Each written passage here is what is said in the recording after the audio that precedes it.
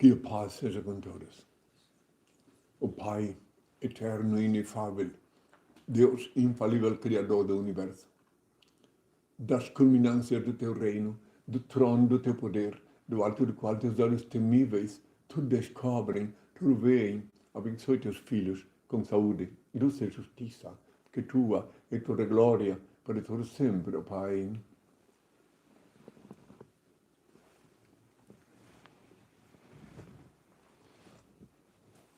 Agora, meus filhos, que ouvis falar de guerras, rumores de guerras, reino contra reino, nação contra nação, tempestades, terremotos, inundações, pestilências, fomes, conscientizai-vos, é apenas o princípio das dores que anunciei, prenúncio de meu retorno. Eu sou o Consolador enviado do Pai. Voltei a este mundo para libertar o meu povo do jugo dos falsos religiosos engodólogos que se dizem teólogos, dos grilhões da idolatria, da fantasia e da mentira. Amo a liberdade, por isso deixo livres os seres que amo. Se voltam, é porque me reconheceram e são meus filhos, dignos de meu Pai, Senhor e Deus, que é em mim. Reconheço o direito de pensar e de ser o que quiserdes, de que me respeiteis o direito e dever de esclarecer quem sou. Não escolhi ser Cristo, não posso vos obrigar a saber quem sou, mas isso não altera a minha realidade.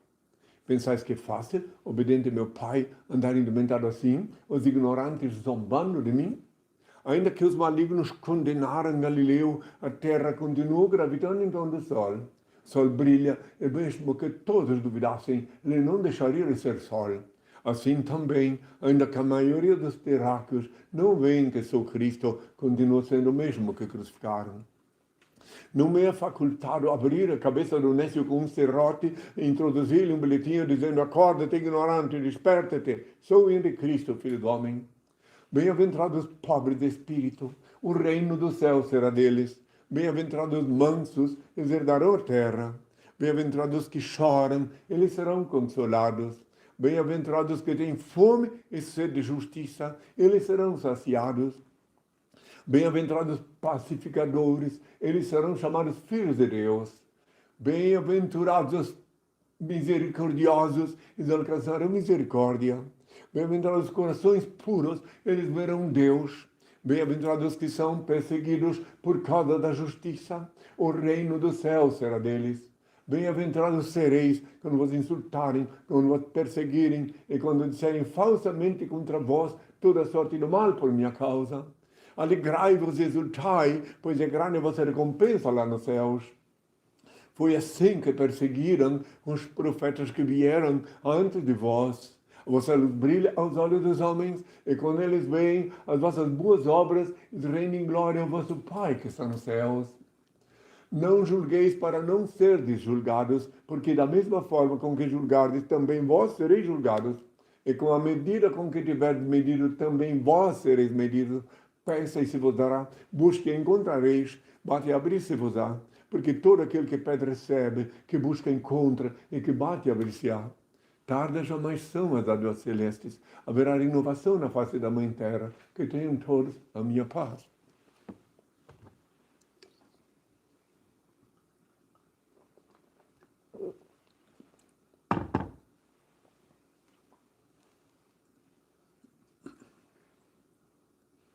Agora, ainda que sob o rugir das procelas inumanas, o grunhir dos porcos e o latir dos cães, eu vos exorto uma vez mais: ajudai vosso irmão que segue o mesmo caminho à vossa semelhança.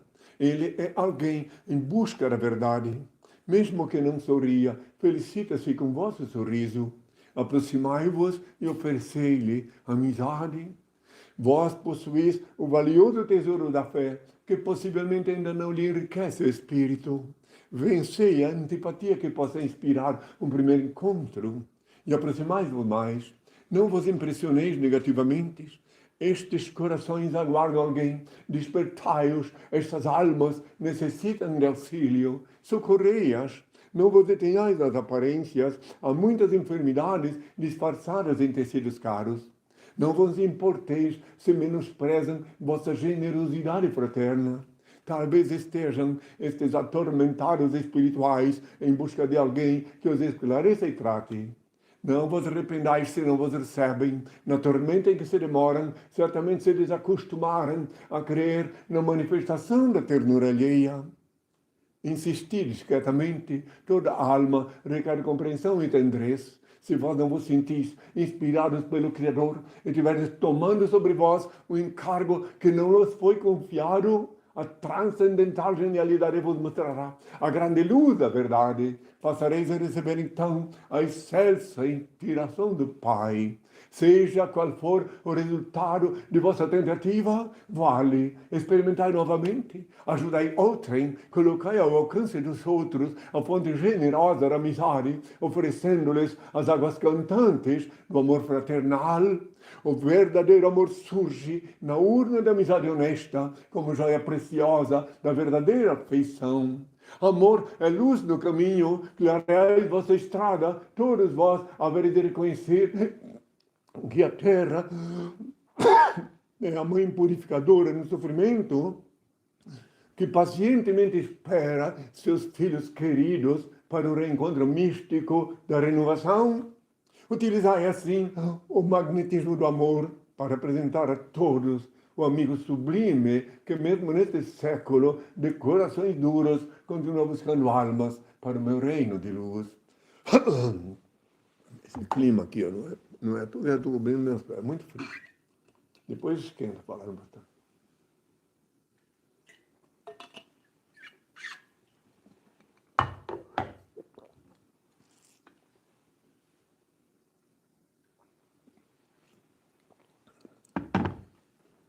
Fique à vontade para fazer pergunta. Pessoal, quem tiver pergunta direcionada ao INRI, informe seu nome ou pseudônimo e a localidade de cada pessoa, por gentileza, no chat da rede social que você estiver conectado. E acesse um site, henricristo.org.br ou henricristo.net, onde está disponível a literatura das Doshi. O Despertador Explosivo, volume 1 e volume 2. Gratuitamente, gente, baixem depois da live do INRI o Despertador Explosivo e conheça a história e a doutrina de Henri Cristo. Arnaldo de São Paulo. A transformação, a transfiguração, o Senhor falou com Moisés e Elias? Na transfiguração, quem quiser entender, entenda, estava, como eu falando com Moisés e Elias. Né? Prestai muita atenção. Aí é que está o momento, porque poucas pessoas vão compreender, aqueles que Deus permitir compreendam. Eu falei com Moisés e Elias, eu outrora fui Moisés. Então, meu corpo estava ali, eu falei com Moisés, mas na verdade, eu falei comigo mesmo. E o Elias era o único espírito que estava ali diferente. É por isso que ninguém compreendeu, e por isso que até agora é difícil compreender. Me viram, eu falando que meu corpo físico estava aqui. E viram, segundo eles compreenderam, o Moisés e o Elias. Então eu falei, em resumo, quem falou ali foi só eu. Eu falei com o Moisés, com o Elias, mas era eu que estava ali. Quem entendeu, entendeu. Quem não entendeu, não tem importância. Já que me perguntaram, eu tenho que responder a coisa como ela é. Porque quem não sabe, ninguém é obrigado a crer.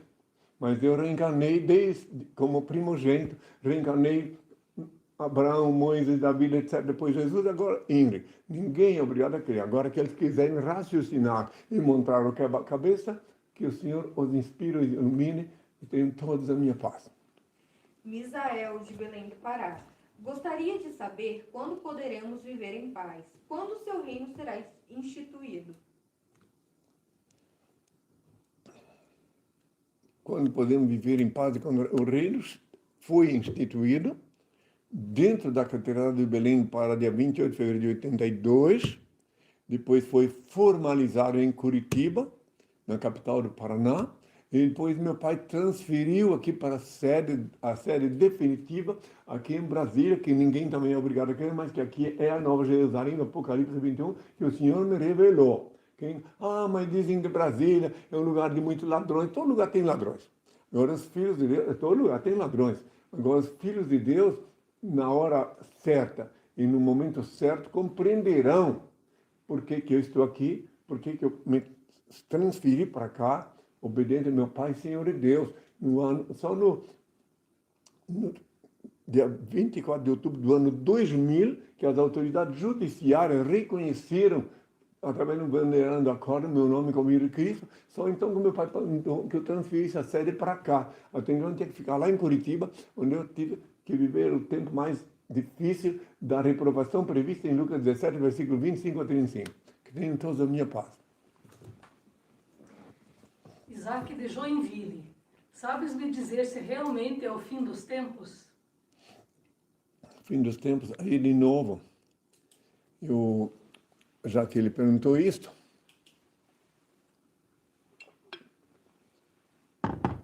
o dia e a hora, eu já disse há 2000 anos, que ninguém sabe, só o Pai e os anjos. Agora, eu, durante mais de 40 anos, percorri a América Latina toda e a Europa, uma maior parte, falando sobre isso que ele perguntou agora. O fim do mundo, o fim dos tempos.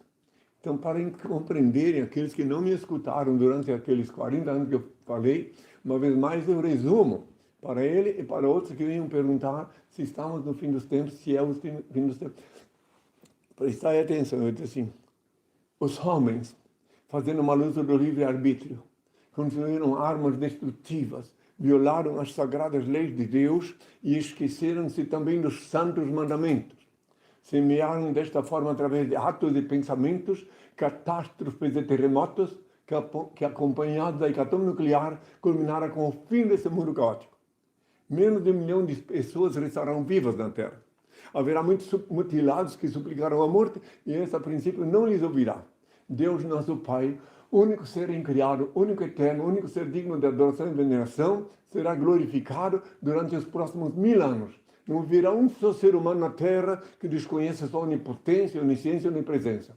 Todos caminharão juntos, com o pensamento voltado para um só ideal. A fraternidade existirá efetivamente entre os homens. As prisões serão transformadas em escolas. A medicina transcenderá e encontrará a cura dos males que atormentam o corpo no espírito, porque após muito sofrimento e erro, a humanidade se conscientizará que todas as fraquezas e todas as enfermidades físicas têm sempre início na enfermidade da alma. O sexo será exercitado como um rito de veneração a Deus. O homem, desnudo dos instintos bestiais, quase consciente dos mistérios da procriação, unir-se à mulher sob a luz da espiritualidade, reconhecendo a sua origem divina. O dinheiro será utilizado unicamente como elo vital que facilitará o relacionamento humano.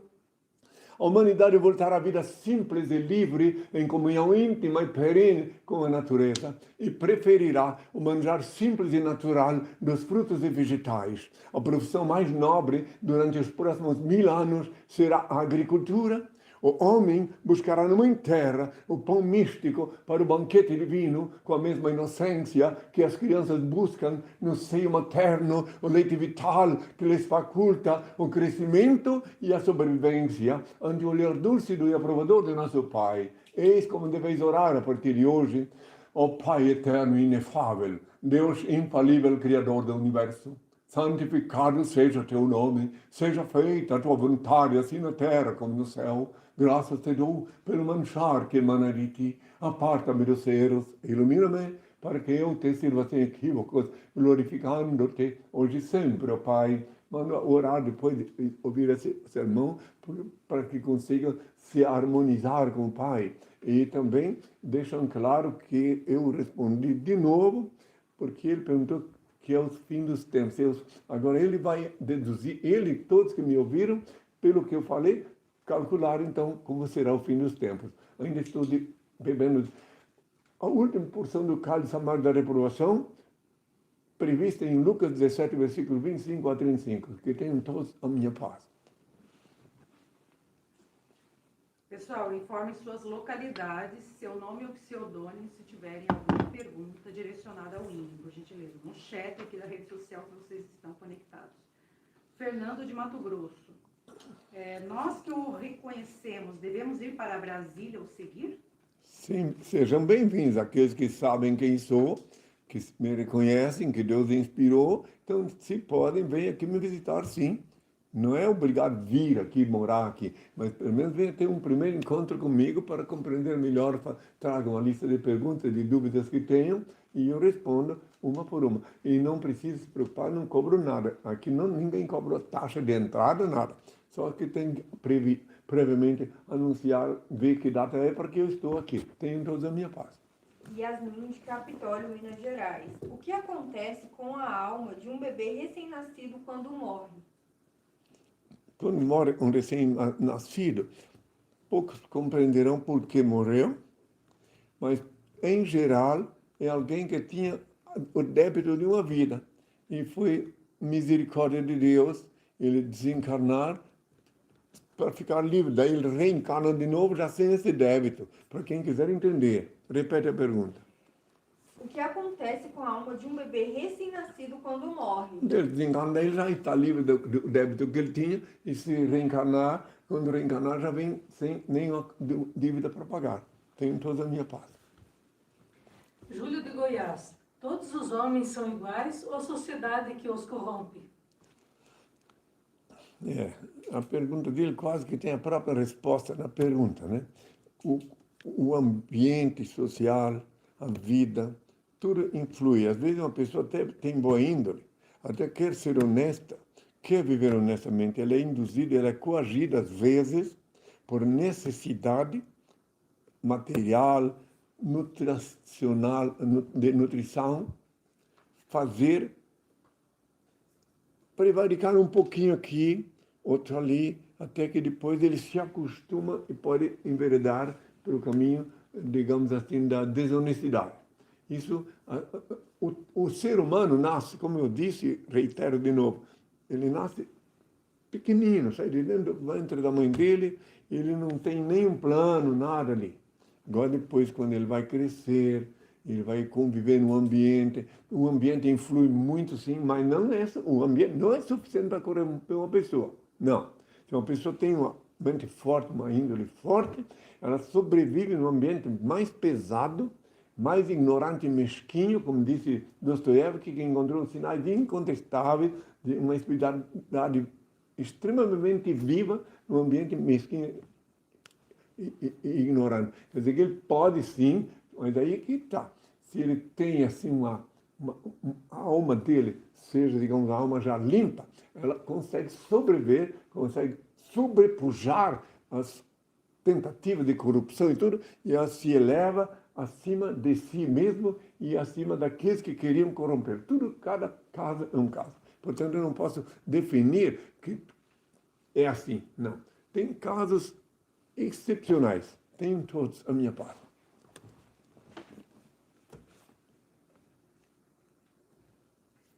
Runner de Brasília. O que você pode me falar dos santos da Igreja Católica? Existem? De novo essa pergunta, eu respondo de novo, claro.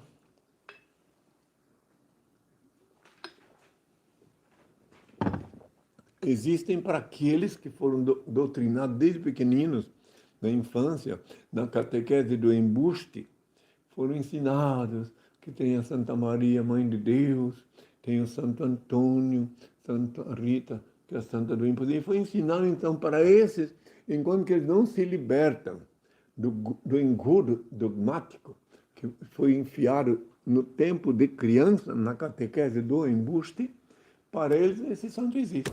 Agora, depois que alguém se liberta dessa corrente, dessa asfixiação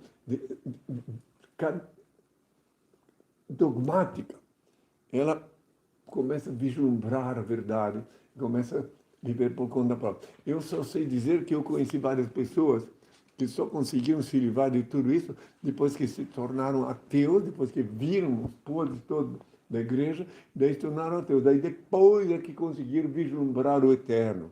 Porque é difícil quando a pessoa desde pequeno. Por isso que eu sempre recomendo, sempre digo quando falo em religião, mais uma vez reitero, que religião, palavra que emana do latim religare, então Por que alguém precisa de um malandro, espertalhão, um padreco, um pastor para religar com Deus, se Deus é onipresente, onisciente e onipotente? Como Ele é onipresente, Ele vivifica cada célula de vosso corpo e cada partícula de vosso sangue. Não podeis fugir dele nem na hora de cometer um delito. Por que precisais então dele para vos religar? Como se não dá para fugir de Deus, como queres que alguém venha te religar? Pagas um dízimo para alguém te religar com Deus? E eu disse há 2000 anos, note bem, eu disse para não ir na igreja, eu disse assim, na igreja, na sinagoga, tu quando orares, entre no teu quarto, fechar a porta, ora ao teu Pai Celeste, e em seguida ele vê o que se passa e te abençoa, disse Mateus 6, versículo 6. Então quem vai na igreja, eu sei, isso é um vício, acaba sendo um vício, mas agora eu tenho visto que muitos estão se libertando. Está chegando a hora, porque as coisas que estão acontecendo no mundo estão quase que desnudando, tirando a máscara dos impostores, que se dizem pastores. Está chegando um momento que eles estão sendo obrigados a arranjar o que fazer. Se não tem o que fazer, vai cair um lote, mas não vai chantageado. Cair um lote já faz bem para a saúde, até exercício físico, mas não vai continuar chantageando o dízimo do salário do obreiro. Porque eu, inclusive, disse há 2000 anos, digno é o obreiro de seu salário. E está lá na Bíblia, para quem quiser ver. Portanto, se alguém continua chantageando o salário do obreiro, é um estelionatário. Tenha todos a minha paz. Pablo, do Rio de Janeiro. Boa noite. Inri, houve algum exorcismo que tenha sido particularmente difícil? Exorcismo? Eu não fiz exorcismo. Ele quer saber se eu faço exorcismo, é isso? Se teve algum em específico que foi difícil. Não. Acho que O senhor já expulsou, né? Vários. Sim, essas palavras exorcismo é uma palavra católica, é uma palavra tendenciosa.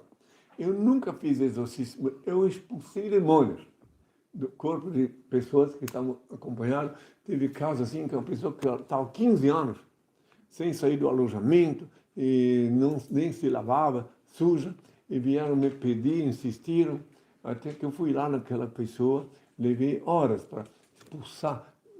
Foi muito difícil. Aí a pessoa, quando se livrou do demônio, sentiu, agora eu quero tomar banho, foi lá tomar banho e tudo. Aí eu me despedi daquela família, isso na Bahia. E assim por diante.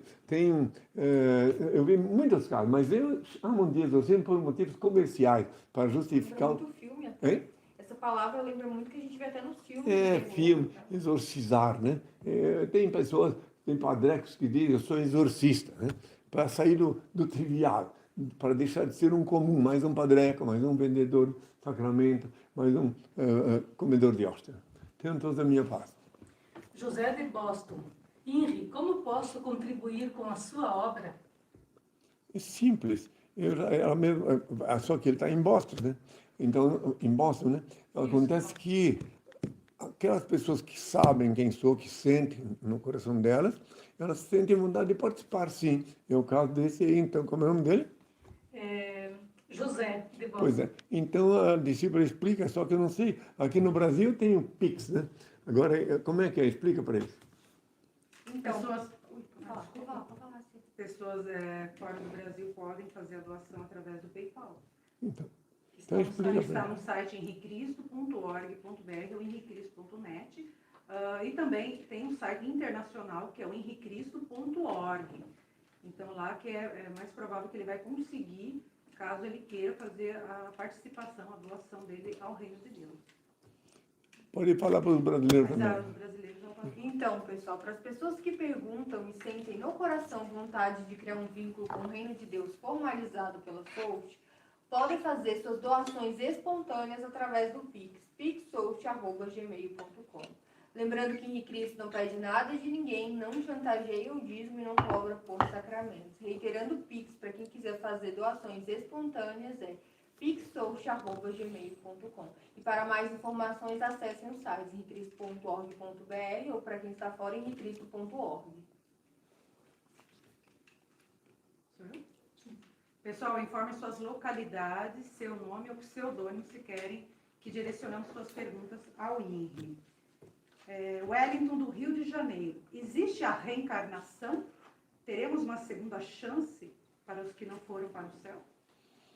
Está vendo? De novo essa pergunta, ela vem, novos ouvintes, é claro que eu vou responder, mas ela vem a calhar para aqueles que estão ainda acreditando nos ditames impostos pelo imperador Constantino, quando ele fundou a igreja da Madonna do Apocalipse 17, com seus apóstolos, que ele fundou a igreja católica, que a ambição de cobrir toda a terra, o universo, universal, católica é a mesma coisa.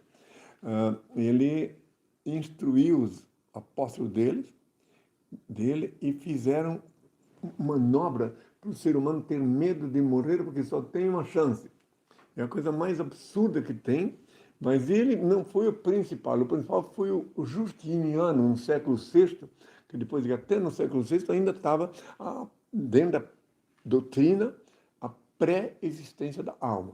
Mas no século VI, o Justiniano, o imperador Justiniano, que era sucessor do Constantino, se esposou, casou com uma mulher da vida, uma mulher da noite, Teodora, o nome dela, e ela induziu ele a suprimir da doutrina. Eles reuniram lá uma meia dúzia de bispos lá em Constantinopla e conseguiu fazer com que suprimisse da doutrina da Igreja Romana a pré-existência da alma. Daí para frente, lucraram muito com isso, porque quando os católicos passaram a crer que não tinham uma segunda chance, então tinha que dar mais dinheiro, pagar indulgências para ter chance de abrir uma porta para ir para o céu.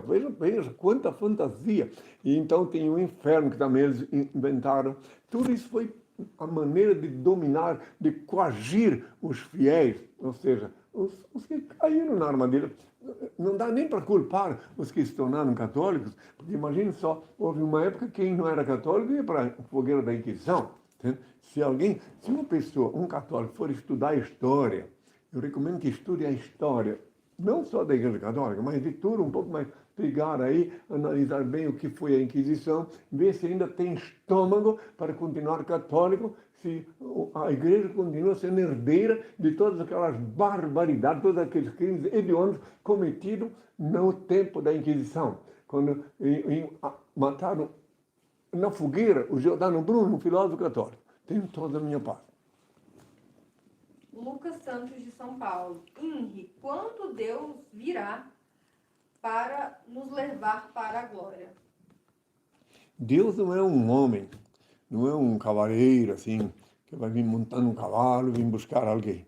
Deus é o único ser incriado, único eterno, único ser digno de adoração e veneração, onipresente, onisciente e onipotente. Ele é o único Senhor do universo, ele é um ser espiritual, é a grande alma de onde origina as nossas almas. Então, Deus não tem que esperar que ele venha aqui. É o que mentiram, enganaram. Vamos à realidade. Eu quero recomendar de novo que quem me ouve quiser ficar em paz e harmonia com Deus e ter a proteção dele, aprende a orar o novo Pai Nosso. Eu vou dizer mais uma vez e assim ele depois vai mostrar como pode colher. Prestar atenção para ter harmonia plena com Deus. Não espere que ele venha lá num cavalo montado, tudo isso é mentira. Aí invoca o Pai assim, ó. O Pai eterno e inefável, Deus infalível, Criador do Universo, santificado seja teu nome, seja feita a tua vontade, assim na terra como no céu. Graças te dou pelo manjar que emana de ti, aparta-me dos erros e ilumina-me para que eu te sirva sem equívocos, glorificando-te hoje e sempre, ó Pai. Essa é a oração mais poderosa que alguém pode rezar para obter a proteção de Deus.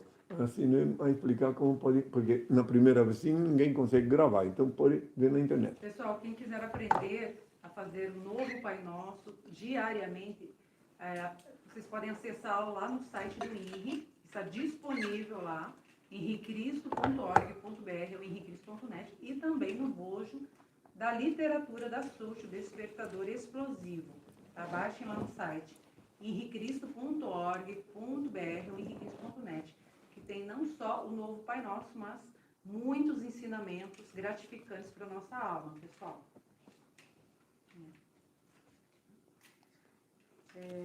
Felipe Jurandir, de Salvador. Não, Felipe Jurandir de Valinhos, São Paulo. Desculpa.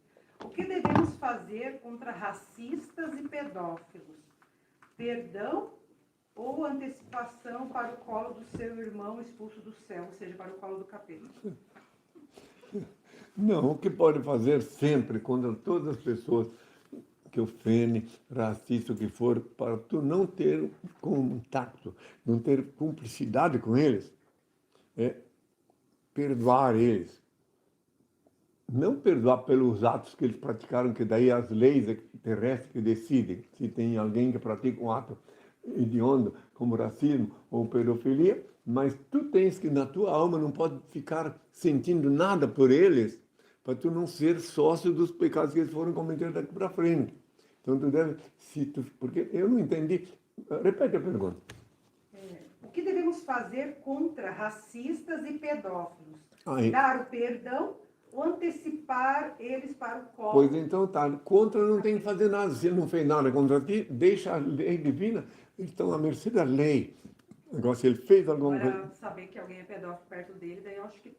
Mas justamente, se ele sabe que alguém é pedófilo, o que ele tem que fazer neste caso aí, se ele tem certeza, né? Então ele pode sim comunicar para alguém. Agora eu não posso interferir nisso, só posso dizer, porque eu conheço esses pecados, esses pecadores, só que eu não posso dizer, vai lá, bota, se é teu irmão que se denuncia. Ele que tem isso, é ele que tem que sentir lá dentro dele. Então, e também a mesma coisa o racismo, uma pessoa, um racista, uma pessoa que é racista, é um ser ignorante, porque, presta atenção, o racismo vem da cor do corpo, da carne. E o espírito é incolor, ninguém inteligente que raciocina é racista, porque o espírito é incolor, não tem cor. Então não dá para, digamos, culpar uma pessoa pela cor dela, porque o espírito não tem cor. Entende? Essa é a grande verdade. É uma pergunta bem assim, complicada essa aí. Agora, quanto aos pedófilos, existem as leis. Se não quiseres te comprometer, telefona, fala com alguém, com algum policial, para não te comprometer e anuncia. Mas depois de ter certeza, porque é uma coisa muito grave isso. Às vezes uma pessoa pode acusar uma pessoa de pedófilo e não é. Aí é um pecado gravíssimo, entendeu isso? Tem isso, né?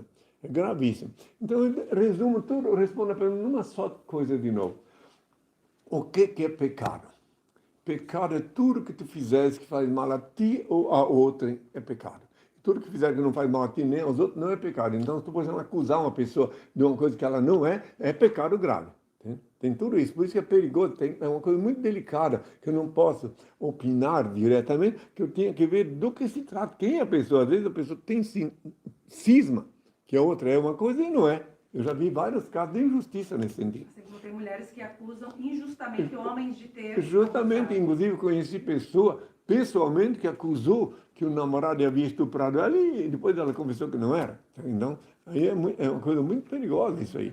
Melhor voltar para o centro, para o Pai, invocar Ele espiritualmente, e Ele inspira, ilumina e diz quando uma coisa é e quando não é. Tenho toda a minha paz. Diego de Joinville. Como identificar uma seita e quantas tem no Brasil? Seita? É. Seita. Vai no dicionário, que aí ele já pode ver o que é uma seita. E daí, através do dicionário, ele pode identificar. É uma coisa muito vaga a palavra seita. Entende? Por exemplo, dizem que o reino de Deus é uma seita. Eu não condeno por dizerem, porque pensamos diferente da maioria das pessoas, e daí se pensar diferente é uma seita. Então, é uma coisa muito assim, complexa. Agora, se ele perguntar o que fazer com religião, ou aí, se deve pertencer a alguma seita ou não, daí eu digo diretamente para pedir ao Pai, invocar o Pai e se comunicar só com Ele. Religião, esse negócio de espiritualidade, é só com o Pai. Pede para ele, porque Ele é o Senhor da espiritualidade. Ele é a grande alma que pode iluminar as almas que emanaram dele. Então, pedir sempre ao Pai. Agora, pode ser fraternidade, tem fraternidade, inclusive que eu até tenho amigos que são de fraternidade, como a maçonaria. Agora, seita é um termo usado assim, às vezes para denegrir. Agora, a mim, ninguém consegue denegrir, porque eu não sei, ninguém pode pensar o que quiser e falar o que quiser de mim. Sou inatingível, porque eu sei por que estou aqui. No meu caso, então eu digo, eu vim da parte do Pai, e por Ele estou aqui. Tenho toda a minha paz. Laiane Costa Tavares, de Recife. A intuição é um dom divino? É. A intuição é um dom divino, inclusive já dou um exemplo para ela, que geralmente as mulheres têm o dom da intuição, geralmente. E quando aí fica no ar a pergunta, por que uma mulher não intuiu que aquele homem ia fazer isso ou aquilo contra ela? Por quê? Porque ela estava desconectada com o divino. Que quando uma mulher tem uma conexão com o Pai, que ora ao Senhor, ele dá o dom da intuição para ela. As mulheres têm esse dom. Quer saber por que a mulher tem o dom da intuição? O homem tem, mas não tanto. Porque a mulher tem que se proteger com o dom da intuição contra a força física de algum homem, por exemplo, que podia ser malévolo com ela. Então, aí quando ela cai na armadilha de um homem é porque ela ficou sem o dom da intuição, que só Deus dá. Às vezes eu vejo na web coisas terríveis. Então a mulher se envolve com um homem, que ele é de má índole. Aí quando ela vê, já é tarde. Por que ela se envolveu com ele? Porque ela não teve a intuição. Porque ela estava longe da divindade, longe de si. Não era porque estava longe de igreja, não. Isso é até um bem ficar longe de igreja. Mas longe de pedir ao Pai, de ter essa intimidade que eu recomendo que tenha com o Senhor, em casa, no quarto com a porta fechada. Não custa. De noite, antes de dormir, ora ao Pai. De manhã, quando acorda. Essa oração poderosa que eu acabei de ensinar. E daí, a intuição, é impossível a mulher ficar sem intuição se ela estivesse em harmonia com o Pai. Tenham todos a minha paz. Rafael Souza, Barra do Rocha, Bahia. Você acredita nos santos da Igreja Católica, na existência deles no céu? De novo, a pergunta que eu já respondi, mas não custa. Está vendo que há novos ouvintes? Esse é um ouvinte que não estava aqui quando eu respondi a outra pergunta. Então, não é questão de acreditar. Para ele, já vou responder diretamente o que meu pai disse sobre os santos. Ele disse: a estátua, por ser cega, não pode ver a miséria e a desgraça do povo. Por ser muda, por ser surda, não pode ouvir o clamor do povo. Por ser muda, não pode interceder junto a ele a favor de quem quer que seja, porque ela é estátua. Vai lá te ajoelhar numa estátua, pede para ela mas ela não vai fazer nada, ela é cega, surda e muda. Então, isso foi invenção da igreja, principalmente da igreja romana, a igreja do Constantino, né? Quando eu falo igreja romana, não é nem para denegrir, estou falando da igreja, a origem dela que é de Roma, né? E o Constantino, que foi o fundador, com os apóstolos dele, é muito desconfortável ver que eles ficam falando que ele é cristão. Foi os apóstolos do Constantino que fundou com ele, e no intuito de assambarcar, de transformar os cristãos que sobraram depois de muitos ser assassinados, transformar, fingindo que estavam cristianizando pagãos, eles paganizaram os cristãos. E, inclusive, está perto do dia que uma grande comemoração vai ser feita no mundo inteiro em homenagem ao Constantino. Uma grande homenagem, dia 25 de dezembro, é dia do aniversário do Constantino. Quer dizer, ele disse que foi eu, mas não. Ele atribui para ele esse dia, fazem essas festas em volta do dinheiro, tudo para o Constantino. Sua Excelência Reverentíssima Imperador Constantino. Pronto.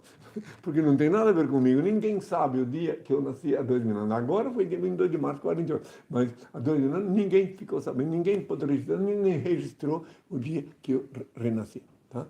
Até porque tem muita controvérsia. Vamos lá. Abigail Ariquemes, Rondônia. Mestre, por que os nordestinos sofrem tanto? Eles são descendentes de Caim?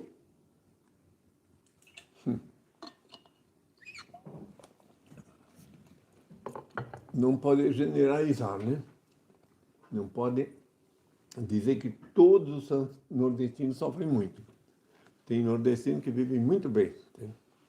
Eu percorri toda a América Latina, país por país, capital por capital, e também aqui no Brasil, todas as capitais brasileiras.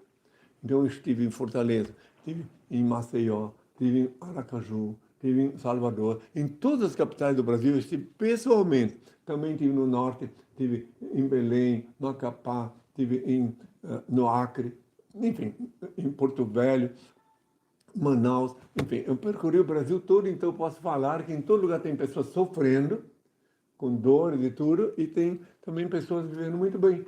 Então não é questão do nordestino. Inclusive, os nordestinos têm uns privilégios lá que o sul não tem. Por exemplo, o clima, para quem, por exemplo, vê um clima muito especial. Então, quem pode viver bem, vive lá. E os outros, agora eu sei que existem problemas econômicos.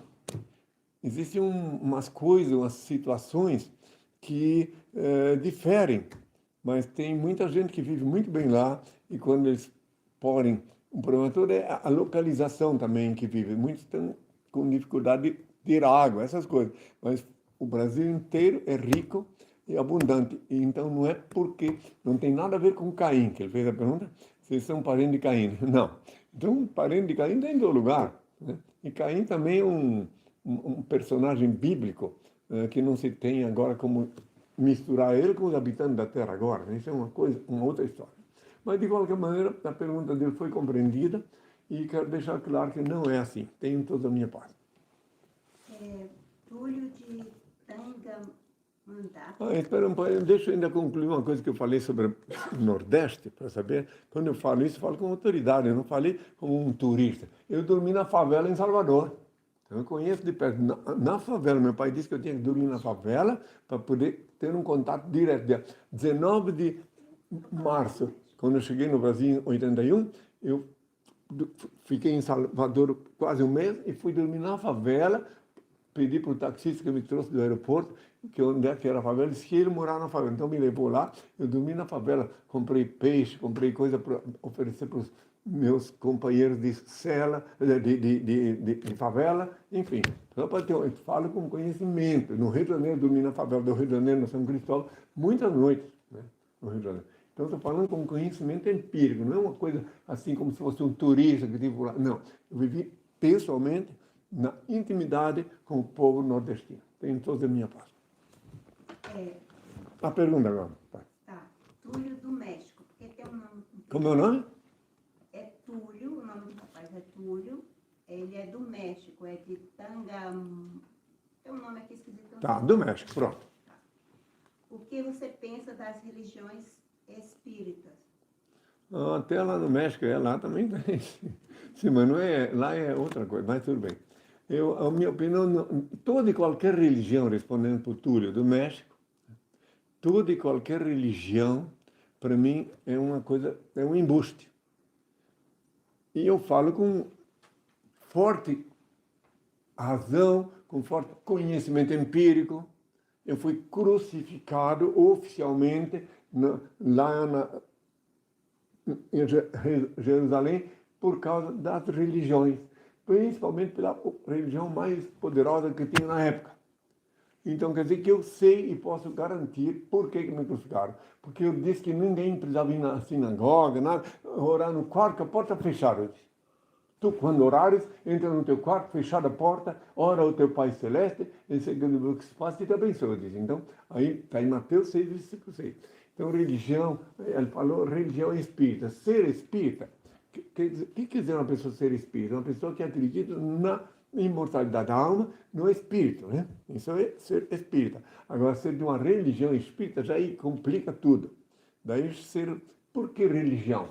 De novo, reitero. Se Deus é onipresente, vivifica cada célula do vosso corpo e cada partícula do vosso sangue, não podeis fugir dele nem na hora de cometer um delito, então não necessitais de um religioso para te religar com ele. Então, espírita, eu tenho amigos espíritas, inclusive o fundador da SUS, o cofundador, Dr. Edson Centanini, que foi delegado de polícia, foi juiz de direito, e foi cofundador da SUS, até o último dia da vida dele dedicou à área jurídica da SUS. E ele, que Deus o tenha em sua santa paz, era príncipe da Umbanda, pronto, de Curitiba. E o Pio Varela, meu principal escudeiro, meu fiel escudeiro, foi comigo até preso em Belém do Pará. Ele era líder, ele que falava de Oxalá durante 35 anos antes de me conhecer. Isso no Rio de Janeiro. Tenho toda a minha parte. Daqui a pouco vou responder mais uma pergunta, depois eu vou pedir para uma benção e a Deus. Tchau. Mas por enquanto, vamos lá, vai. Luiz de Resende, Rio de Janeiro. Quem são 144 mil pessoas seladas por Deus, como está em Apocalipse 7:4? A maioria ainda não nasceu. Ainda nem reencarnou, nem renasceu. Então, não dá para dizer quem são. Quem são? Então, tem muitos que no início da minha fala aqui, eu falei sobre o fim do mundo e falei que ia sobrar só menos de 1 milhão de pessoas. Mas não pode, bom, a pergunta ele tem direito de perguntar o que quiser, mas não dá para dizer quem são, né? Imagina que eu tenho que dizer Pedro, Joaquim, Manuel, Rodrigues e Namura e etc. Não. Foi espalhado pelo mundo todo. Hein? Exatamente. São gente que estão em parte do mundo inteiro, tem alguém que vai sobreviver. Inclusive, é muito incrível nesse assunto de eclosão nuclear, que quem estuda a história, quem analisar bem, nos tempos da Hiroshima e Nagasaki, a maioria morreu, mas teve gente que ficou viva e tem alguns que estão vivos até hoje. Olha só Deus sabe como e por quê. Entendeu isso? A ciência não explica. Explica? A ciência explica por que alguns sobreviveram? Não tem explicação. É o destino, cara. Então, daí no caso, quando chegar essa hora fatídica, sobrarão menos de 1 milhão de pessoas, que é o que meu pai mandou falar para a humanidade durante 4 décadas. E hoje ainda falei de novo aqui, né? Bom, quem mais pergunta? Wesley, de Londrina, Paraná. Quem será salvo? Como posso ser salvo?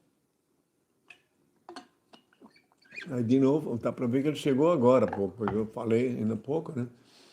Que quem quiser se salvar, se mantenha em conexão direta com o Pai, né?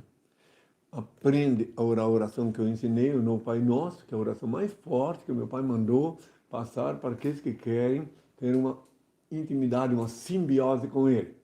Aprende a orar e confia nele, pratica só boas obras, não faz nada fora da lei, então estás candidato a sobrevivente, a salvar. E muitos se salvarão não fisicamente, muitos se salvarão espiritualmente também.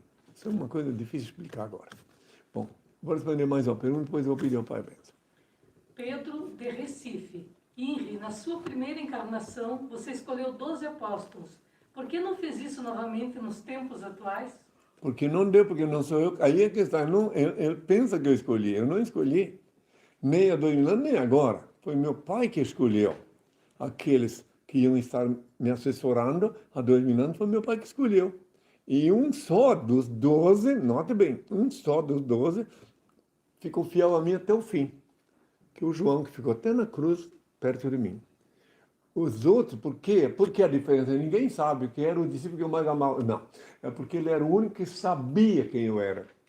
Os que apenas acreditaram, na hora que me viram manietado, despojado de minhas vestes, ficaram horrorizados, assustados, e se esqueceram que eu disse que tudo isso ia acontecer.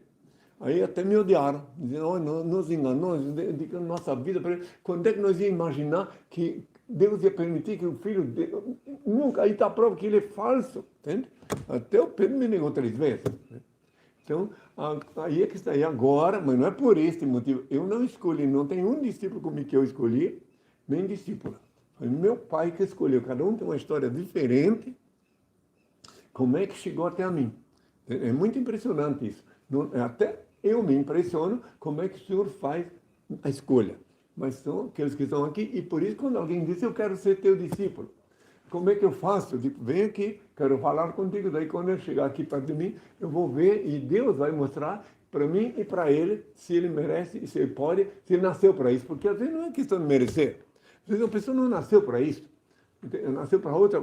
A maioria dos meus colaboradores, os ecléticos, que são os que estão lá fora, e fazem parte da confraria dos beneméritos, que ajudam, sabendo quem sou, e ajudam a casa do Senhor. Tem uns que são, por exemplo, têm a família, casaram, enfim, têm filhos, mas sabem quem sou e participam da minha causa. Então eu não posso escolher. Nem ontem, nem hoje, nem amanhã poderei escolher sempre. E para mim é melhor assim. Que se eu escolhesse, eu podia errar, falhar. Mas o meu pai não, ele não falha. Ele sabe o que faz, ele escolhe o discípulo certo na hora certa. Eu tenho uma discípula aqui que está comigo mais de 30 anos, que ela me reconheceu pela voz. Ela não me viu e escutou minha voz, como também lá no Chile, o principal benemérito que tinha lá, que cuidava de mim quando eu estive lá, no sentido de as condições de sobrevivência, né? Ele era também uma pessoa que me reconheceu pela voz. Tem todos a minha parte. Agora, Posso fazer uma última tá, pergunta? então que seja a última vez. Agora eu vou pedir ao Pai a bênção, vou orar. Fernando de Alagoas. Quando será a vinda de Deus para o julgamento? Mas eu acabei de falar isso ainda há pouco, tu não viu? Que Deus nunca vai vir aqui, Deus não é um boneco, não é um homem, não é um cavaleiro. Eu falei ainda há pouco que vem montar, eu vim salvar. Não, ele é o supremo criador. Ele é maior do que o universo. Então, como é que podem querer que ele venha aqui? Ele é onipresente, ele está aqui. Só até quem fez essa pergunta não está enxergando que Deus está aqui vivificando cada célula de vosso corpo e cada partícula do vosso sangue. Então, não tem que Deus vir. Ele mandou o servo dele, o verbo de Deus, vir aqui para falar as coisas dele. Porque quando eu falo que sou o verbo de Deus, porque eu falo só o que ele me permite falar. Só o que ele manda eu falar. Então, eu estou aqui para isso, cumprindo a vontade dele. Então, agora eu vou pedir ao Pai a bênção. A seguir eu vou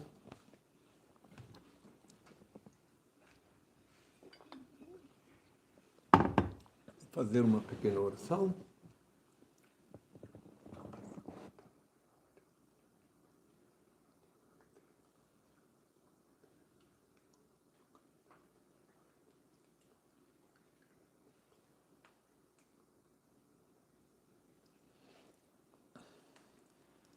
Quando, nas horas de íntimo desgosto, o desalento te invadir a alma e as lágrimas se aflorarem aos olhos, busca-me. Eu sou aquele que sabe sufocar o pranto e estancar-te as lágrimas.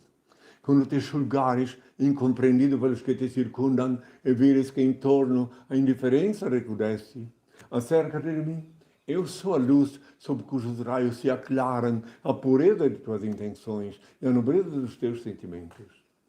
Quando se te extinguir o ânimo para arrastar as vicissitudes da vida e te achares na iminência de desfalecer, chama-me, eu dou a força capaz de remover as pedras dos caminhos e sobrepor-te às adversidades do mundo. Quando inclementes te açoitarem o vendaval da sorte e já não souberes onde inclinar a cabeça, corre para junto de mim. Eu sou o refúgio em cujo seio encontrarás guarida para o teu corpo e tranquilidade para o teu espírito. Quando te faltar a calma, nos momentos de maior aflição, e te julgares incapaz de conservar a serenidade de espírito, invoca-me. Eu sou a paciência que te faz vencer os transes mais dolorosos e triunfar nas situações mais difíceis. Quando te debateres nos paroxismos da dor e tiveres a alma ulcerada pelos abrolhos dos caminhos, grita por mim. Eu sou o bálsamo que cicatriza as chagas e te minora os padecimentos. Quando o mundo te iludir com suas promessas falazes e perceberes que já ninguém pode inspirar-te confiança, vem a mim. Eu sou a sinceridade que sabe corresponder à fraqueza de tuas atitudes e à incertitude de teus ideais. Quando a tristeza e a melancolia te povoarem o coração e tudo te causar aborrecimentos, clama por mim. Eu sou a alegria que te insufla um alento novo e te faz conhecer os encantos do teu mundo interior. Quando um a um se fornecerem os ideais mais belos e te sentires no auge do desespero, apela para mim. Eu sou a esperança que te robustece a fé e acalenta os sonhos. Quando a impiedade se recusar a revelar-te as faltas e experimentares a dureza do coração humano, procura-me. Eu sou o perdão que te levanta o ânimo e promove a reabilitação do teu espírito. Quando duvidares de tudo, até de tuas próprias convicções, e o ceticismo te avassalar a alma, recorre a mim. Eu sou a crença que te inunda de luz o entendimento e te reabilita para a conquista da felicidade. quando já não provares a sublimidade de uma afeição sincera e te desiludires dos sentimentos dos teus semelhantes, aproxima-te de mim. Eu sou a resignação que te ensina a olvidar a ingratidão dos homens e a esquecer a incompreensão do mundo. Quando enfim quiseres saber quem sou, pergunta ao riacho que murmura, ao pássaro que canta, à flor que desabrocha, à estrela que cintila, ao moço que espera, ao velho que recorda. Eu sou a dinâmica da vida, a harmonia da natureza. Chame-me amor, o remédio para todos os males que te atormentam o espírito. Estende-me, pois, tua mão, ó alma, filha da minha alma, e eu te conduzirei numa sequência de êxtases e deslumbramentos às serenas mansões do infinito, sob a luz brilhante da eternidade. Eu sou o alfa e o ômega, o começo e o fim, a estrela resplandecente da manhã. Meu Pai e eu somos uma só coisa. Eu sou a luz do mundo, a verdade e a vida. Eu sou o caminho. Ninguém vê meu Pai senão por mim. Antes de ser crucificado, disse, pela minha voz, meu rebanho me reconhecerá. Voltei como havia prometido para iluminar a humanidade e instituir na terra o reino de meu Pai, Senhor e Deus, formalizado pelas hosts. Eu, primogênito, verbo de Deus, reencarnei, renasci, INRI é meu novo nome. INRI é o nome que eu paguei com meu sangue na cruz. INRI. INRI, o nome que Pilatos escreveu acima da minha cabeça quando eu agonizava na cruz, quando cuspiam no meu rosto, quando me ultrajavam, quando se cumpriam as Escrituras. INRI é o nome que custou o preço do sangue. Guardai-o em vossas cabeças e sereis fortes e felizes, meus filhos. Meu coração bate forte de amor por todos vós. Benditos são os olhos que me veem e veem quem sou. Benditos são os ouvidos que me ouvem e me reconhecem pela minha voz. Bem-aventurados sois vós, vós que me escutais, porque eu só vos falo que eu escuto do meu Pai, Supremo Criador, único ser incriado, único eterno, único ser digno de adoração e veneração, onipresente, onisciente, onipotente, único Senhor do universo.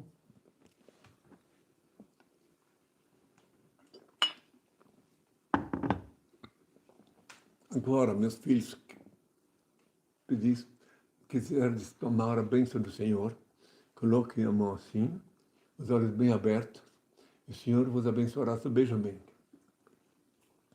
O Pai, eterno e inefável, Deus infalível, Criador do Universo, das culminâncias do teu reino, do trono do teu poder, do alto do qual teus olhos temíveis tudo descobrem, tudo veem, abençoe teus filhos, com saúde, luz e justiça, porque tua é toda glória, para todo sempre, ó Pai, que a paz seja com todos meus filhos, até breve e até sempre.